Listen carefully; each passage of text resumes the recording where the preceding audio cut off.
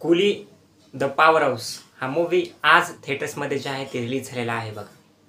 तर या चित्रपटाबद्दल अशा काहीतरी गोष्टी बघूयात की हा चित्रपट बघण्यापूर्वी ज्या तुम्हाला माहीत असल्या पाहिजे.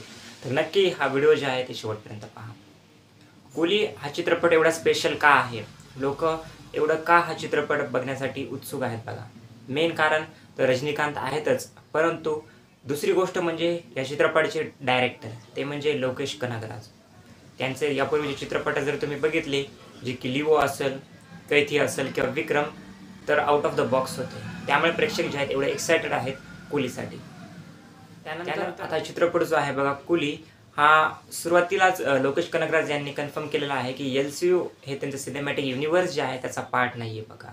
यापूर्वी रजनीकांत जे आहे त्यांचा विटेन नावाचा चित्रपट रिलीज झाला होता, जो की बॉक्स ऑफिसवरती ॲव्हरेज ठरला होता. 250 कोटीपेक्षा जास्त कमाई त्यांनी केली होती. त्यानंतर हा त्यांचा दुसरा चित्रपट आहे बघा. या चित्रपटामध्ये आणखी एक मेन गोष्ट जी की त्याला खूप भारी बनवत आहे ती अशी की या चित्रपटामध्ये वेगवेगळ्या इंडस्ट्रीजमधून वेगवेगळ्या लोकांचे कॅमिओज आहेत, ॲक्टर्सचे कॅमिओ आहेत. जसे की तेलुगूमधून नागार्जुन आहेत, आमिर खान हिंदीमधून आहेत, तर मल्याळममधून शोभीन आहेत आणि कन्नडमधून उपेंद्र आहेत. असे वेगवेगळे ॲक्टर्स जे आहेत वेगवेगळ्या इंडस्ट्रीजमधून या चित्रपटामध्ये काम करत आहेत.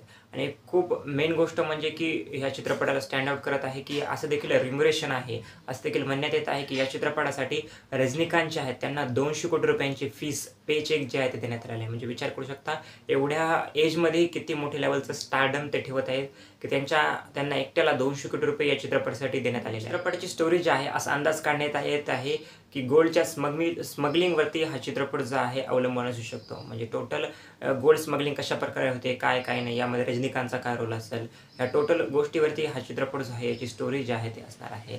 आणि रिलीजवरील चित्रपटच्या मेकर्सने हेही सांगितलं आहे की हा चित्रपट जो आहे ए सर्टिफाईड आहे. UA नसता ए सर्टिफाईड हा चित्रपट आहे, कारण की मारधाड खूप आहे या चित्रपटामध्ये. त्यामुळे हा चित्रपट जो आहे ए सर्टिफाईड. शेवटची गोष्ट म्हणजे या चित्रपटाची तीही आणि शेवटची फॅक्ट म्हणजे तीही की हा चित्रपट जो आहे या चित्रपटामध्ये मेन अँटॅगॉनिस्ट म्हणजे मेन विलनची भूमिका ज्या आहेत तेलुगूचे सुपरस्टार नागार्जुना प्ले करत आहेत.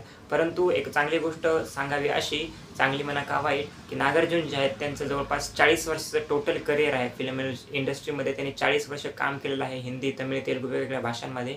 आणि पहिल्यांदाच ते एका विलनची भूमिका एका चित्रपटामध्ये जे ते साकारत आहे. तर तुम्हाला यापैकी कोणत्या गोष्टी माहिती होत्या वा कोणत्या नाही, नक्की मला कमेंट सेक्शनमध्ये कळवा. थँक्यू.